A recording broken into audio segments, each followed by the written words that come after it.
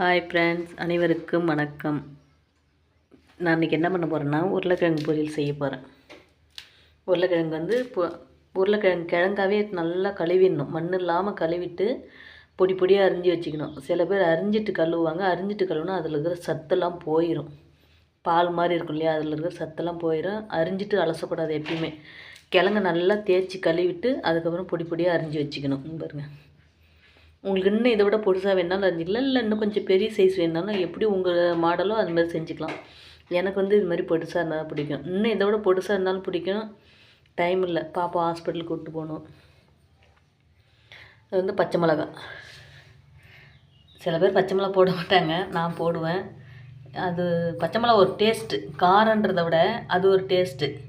அடுத்தது வெங்காயம், அடுத்தது பூண்டு நல்லா நசுக்கி வச்சுருக்கேன். வேணா உங்களுக்கு வேணா டேஸ்ட்டுக்கு இஞ்சி இதை துளியோண்டு போட்டுக்கலாம். அது வந்து கருவேப்பிலை. இப்போ அடுப்பத்தை வச்சு வடைச்சட்டி அடுப்பில் வச்சாச்சு.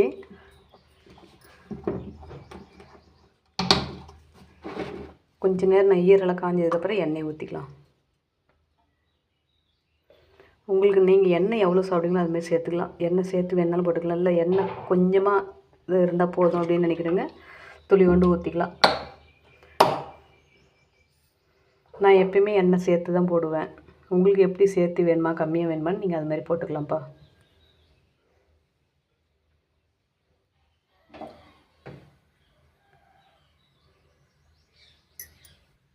எண்ணெய் நல்லா காஞ்சிச்சு, கடுகு போட்டுக்கலாம்.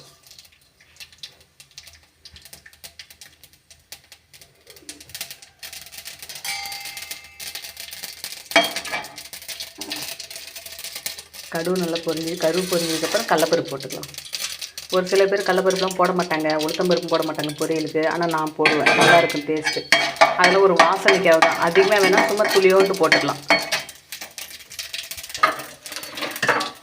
அடுப்பு வந்து சிம்மில் வச்சுருவேன், ஏன்னா கடலப்பருப்பு கருகிடும். அடுத்து வந்து உளுத்தம்பருப்பு, கருப்பு உளுத்தம்பருப்பு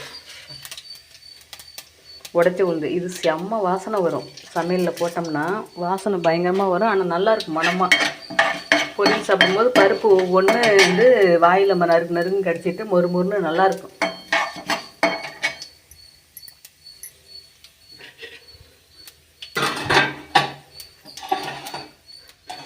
அடுத்தது என்ன பண்ணுவோம்னா பச்சை மிளகாய்.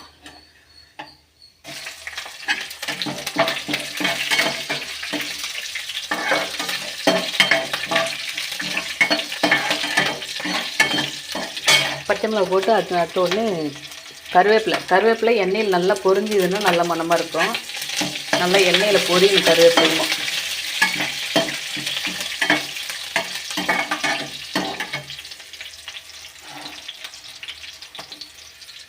அடுத்தது பூண்டு. இப்போ குழந்தைங்களுக்கு வந்து பூண்டு பிடிக்காது, எடுத்து போட்டுருவாங்க அப்படின்னா நீங்கள் இன்னும் நல்லா நைஸாக போட்டுக்கலாம். எனக்கு வந்து எண்ணெய் பத்தலை, இன்னும் கொஞ்சம் ஊற்ற போகிறேன். ஏன்னா உருளைக்கிழங்கு வந்து எண்ணெயிலே நல்லா வேகணும். அப்போ தான் எனக்கு எண்ணெய் சேர்த்து ஊற்றிக்கிட்டேன். உங்களுக்கு அதே அளவுக்கு போதும்னாலும் ஒன்றும் பிரச்சனை இல்லை, போட்டுக்கலாம்.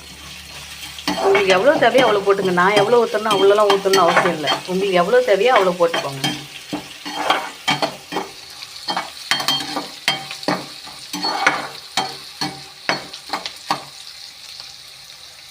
நல்லா கடலப்பருப்பு நல்லா செவந்துருக்கு, அந்த உளுத்தம்பருப்பு நல்லா செவந்துருக்கு. பார்த்தீங்களா, செவன்னு இருக்குது.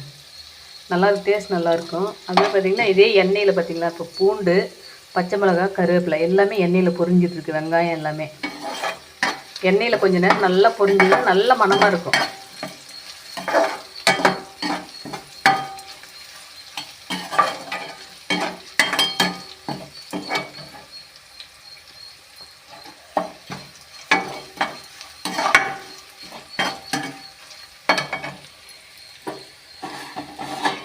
அடுத்தது வெங்காயம். இது எல்லாமே நல்ல வெங்காயம் வந்து எண்ணெயில் வணங்கணும்.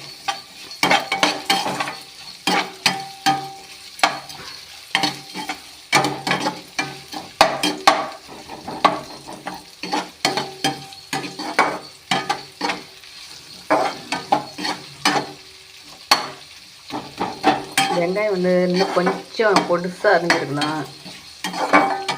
டைம் இல்லை, ஹாஸ்பிட்டல் கிளம்பணுன்ட்டு கொஞ்சம் ஸ்பீடாக இருந்ததால் கொஞ்சம் நீட்டமாக இருந்தது.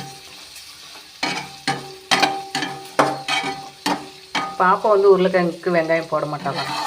வெங்காயம் போட்டாலும் நல்லா மணமாக இருக்கும். எனக்கு வெங்காயம் போடலாம் பிடிக்காது. அதனால் நானே செஞ்சுக்கிறேன் கூட, நீ செய்வேன்னு சொல்லிட்டேன் பாப்பாவை.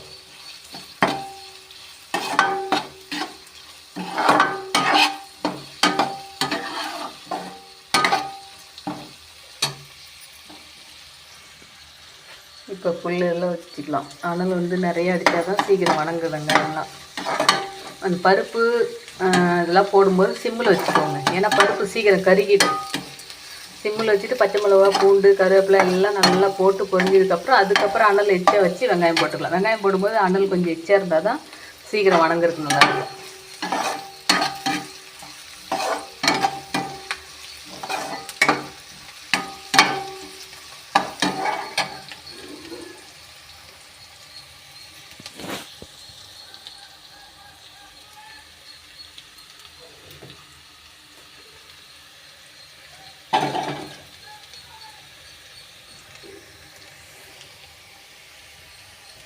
அடுத்தது நறுக்கி வச்ச உருளைக்கிழங்கு.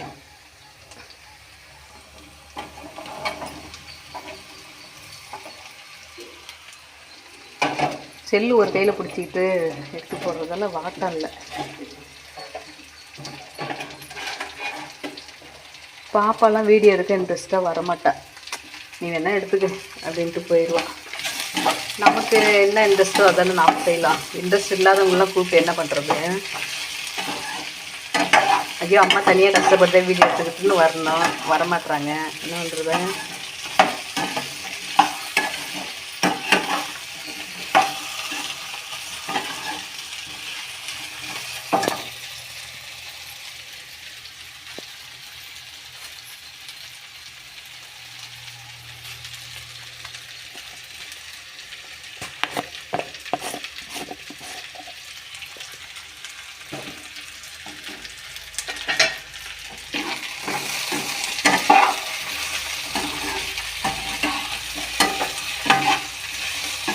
கிட்டவே இருந்துட்டு அடி பிடிக்காமல் கிளறி விடணும். கொட்டி ஒரு 4 கிளறின உடனே என்ன பண்ண போகிறோம்னா உப்பு போட போகிறோம். எனக்கு வந்து கை தான் அளவு. நான் கையால் இப்படி தூவி விட்டால் தான் அளவு கரெக்டாக இருக்குதா என்ன அப்படின்னு சொல்லலாம்.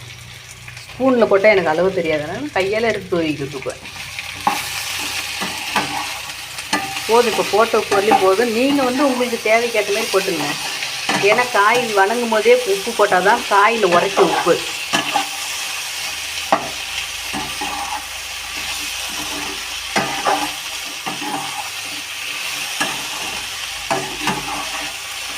இதில் உப்பும் சரி காரமும் சரி உங்களுக்கு தேவைக்கேற்ற மாதிரி போட்டுருங்க. இதில் நான் எவ்வளோ போடுறேனோ அவ்வளோலாம் போட வேண்டாம்.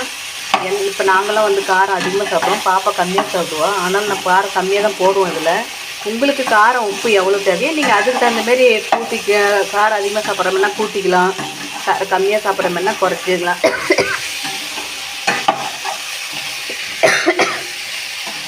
நீங்கள் வந்து எது செஞ்சாலும் 2 பச்சை மிளகா போட்டுங்க, டேஸ்ட் அப்படி இருக்கும். பச்சை மிளகான்றது காரம் அதிகம் இருக்காது. அப்படி அதில் காரம் இருக்கிற மாதிரி நம்ம மிளகாத்தூள் கம்மி பண்ணிக்கலாம், ஒன்றும் பிரச்சனை இல்லை. பச்சை மிளகா ஒரு டேஸ்ட்டு. நான்லாம் இப்போ பழைய சாப்பாடு சாப்பிட்ற மாதிரினா பச்சை மிளகா எண்ணெயில் பொரிப்போம் பாருங்கள். அந்த பொரிக்கும்போது எண்ணெய் நல்லா வீடு ஃபுல்லாக மணமாக இருக்குல்ல, பச்சை மிளகா பொரித்த வாசனை. அந்த பச்சை மிளகா எண்ணெயில் பொரிச்சு சாப்பிட்டவங்க கூட அந்த டேஸ்ட் என்னன்னு தெரியும். அப்படியே வீடு ஃபுல்லாக கப்பன்னு சூப்பராக இருக்கும். இப்போ எனக்கு பார்த்திங்கன்னா எண்ணெய் பத்தலை. அதான் சொன்னேன், நான் எப்பவுமே எண்ணெய் கொஞ்சம் சேர்த்தே தான் போடுவேன். எந்த ஒரு சமையல் செய்கிறோம்னாலும் எண்ணெய் கொஞ்சம் சேர்த்து போடுவேன். எண்ணெயிலே வணங்குற பொருள் இல்லையா, அது சேர்த்து போடுவேன். ரொம்ப அதிகமாக இருக்காது, எல்லாம் இந்த பொரியல் இறக்கும்போது அதிகமாகலாம் இருக்காது, மீடியமாக போயிடும், கரெக்டாக போயிடும். காய் வேகிறதுக்கு எண்ணெய் சுண்டுறதுக்கு எல்லாமே சரியாக போயிடும். எண்ணெய் இல்லாமல் தான் லைட்டாக அடி பிடிக்கிற மாரி தெரியுது. அதே எண்ணெய் போட்டுக்கிட்டுனா இருக்காது.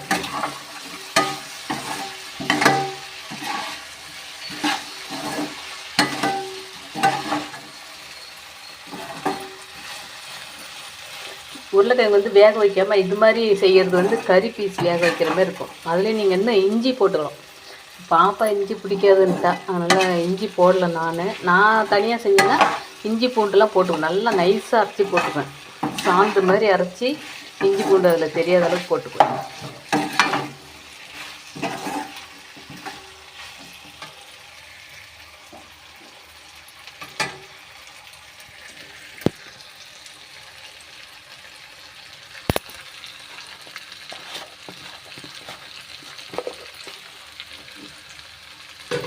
அப்படியே சும்மா செத்த விட்டு அப்படியே கிளறிக்கிட்டே இருக்க வேண்டியதுதான், இல்லைன்னா அடி பிடிச்சிடும் இல்லையா.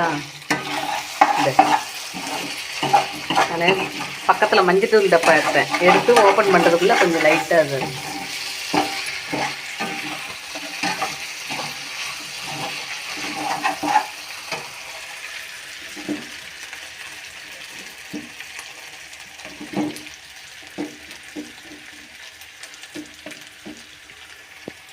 வந்து மஞ்சத்தூள் வந்து அதிகமாக போடக்கூடாது, சும்மா லைட்டாக, இல்லைன்னா மஞ்சள் வடை மாதிரி வரும். அது ஒரு விதமான கலரு டேஸ்ட்டுக்கும் கூட, அவ்வளோதான் போதும். நான் கொஞ்சம் எடுத்ததே கொஞ்சமாக தான், அதில் பாதி தான் போட்டுக்கிட்டேன்.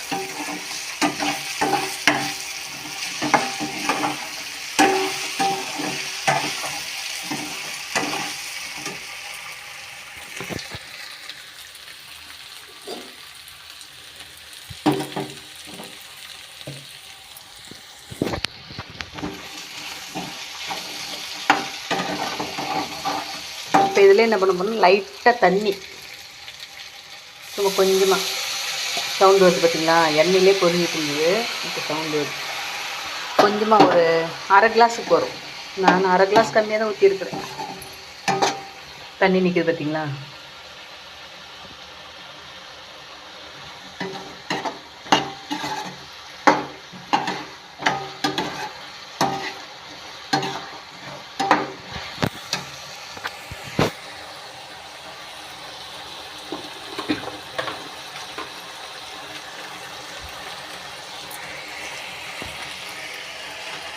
இதில் நீங்கள் காரத்துக்கு என்ன போட போகிறீங்கன்னா, நான் பாருங்கள், நாங்கள் எப்போயுமே உருளைக்கிழங்கு செஞ்சோம்னா சிக்கன் பொடி போடுவோம். இந்த இஞ்சி பூண்டு இதெல்லாம் போட்டுட்டு சிக்கன் பொடிலாம் போட்டோம்னா நல்லா மணமாக இருக்கும். சக்தி மசாலா தான் எங்களோட ஃபேவரட் கம்பெனி. சக்தி மசாலா தான் வாங்குவோம், வேறு கம்பெனி எதுவும் வாங்க மாட்டோம். அது இல்லைன்ற பட்சத்தில், ஏன்னா இங்கே கிராமம், அது இல்லைங்கிற பட்சத்தில் அப்புறம் அதுக்காக டவுனுக்குள்ளே போக முடியுமான்ட்டு இருக்கிறத வாங்கிப்போம். கொஞ்சம் சிக்கன் பொடி. உங்களுக்கு வந்து சிக்கன் பொடி நீங்கள் சாப்பிட மாட்டீங்க, அந்த மனம் பிடிக்காது, அப்படி சைவமாக இருக்கிறவங்களாம் அந்த மனம் பிடிக்காது, கறி வாசனை அடிக்குது அப்படின்ட்டு சாப்பிட மாட்டாங்க. மேக்ஸிமம் இப்போ யாரும் அதிக சைவம் இருக்க மாட்டாங்க. இப்போ சாமி கும்பிடும்போதோ இல்லை விரதம் இருக்கும்போதே சிக்கன் பொடி ஒவ்வொருத்தர் சேர்க்க மாட்டாங்க. அதனால் நீங்கள் மிளகாத்தூள் போட்டுக்கலாம். சிக்கன் பொடி போடணுன்றதில்ல, மிளகாத்தூள் போட்டுக்கலாம். ஒட்டுக்கா மிளகாத்தூள் அரைச்சி வச்சவங்களா இருந்தால் மிளகாத்தூள் போட்டுக்கலாம். இல்லை நீங்கள் அரைச்சி வைக்கல, கடையில் தான் வாங்குவோம் அப்படின்னா தனி மிளகாத்தூள் மல்லித்தூள் இருக்குது இல்லையா, அது துளி போட்டுக்கலாம். ஒரு அரை ஸ்பூன் மிளகாத்தூள் போட்டோம் அப்படின்னா 1 ஸ்பூன் மல்லித்தூள் போட்டுக்கலாம்.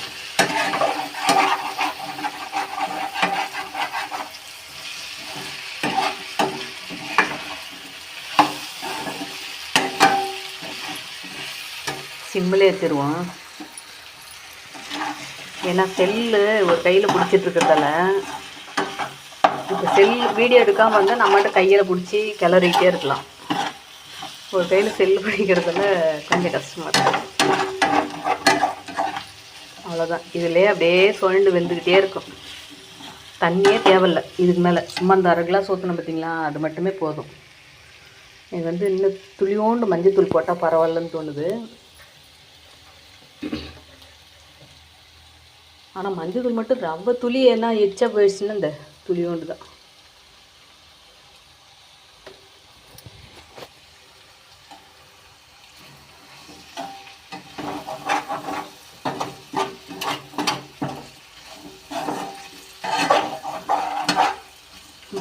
நீங்கள் வீடியோ ஃபுல்லாக பார்க்கலன்னா இதோட கூட முடிச்சிக்கலாம். இதுக்கு மேலே நம்ம என்ன பண்ண போகிறோம், அவ்வளோதான். நல்லா கிளறி அனல் கொஞ்சம் எச் பண்ணி, இப்போ நான் இதோட முடிச்சிக்கலாம் அப்படின்னாலுமா செல்லு ஆஃப் பண்ணிவிட்டு என்ன பண்ணுறேன், அனலில் கொஞ்சம் எச் பண்ணிவிட்டு நல்லா கிளறிக்கிட்டே இருந்து ஒரு 2 நிமிஷம், ஒரு 2 நிமிஷத்தில் இறக்கிடலாம்.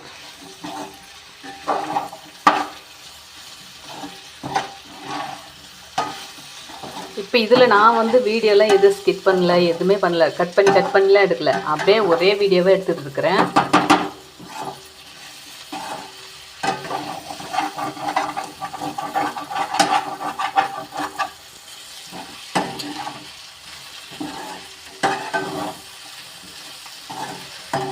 அவ்வளோதான்ப்பா. இதில் உங்களுக்கு வந்து இன்னும் கொஞ்சம் கொழன்னு காய் வந்து கொழன்னு வேகணும் அப்படின்னு நினச்சிங்கன்னா லைட்டாக எண்ணெய் ஊற்றி உப்பு போட்டுக்கோங்க. இப்போ நான் அதில் வந்து உப்பு கரெக்டாக இருக்குதான்னு பார்க்கணும். சாப்பிட்டு பார்த்துட்டு தான் உப்பு வேணுமா வேணாமான்னு சொல்லி போட்டுக்கணும். சூப்பராக இருக்குது. ஆனால் இதை விட டேஸ்ட்டு வியாழக்கிழமை அன்னைக்கு, போன வாரம் வியாழக்கிழமை அன்னைக்கு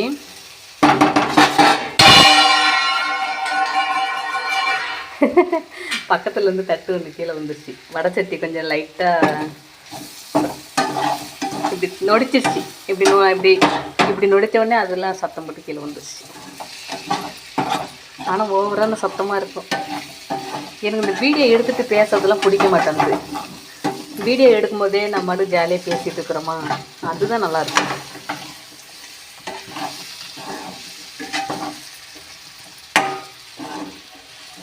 அவ்வளோதான் பக்கம். உங்களுக்கு வேணுன்னா அது கூட இன்னும் கொஞ்சம் பொடி போட்டுக்கலாம். கறி பீஸ் மாரி இருக்குது பார்த்தீங்களா, இஞ்சி இன்னும் போட்டணும்.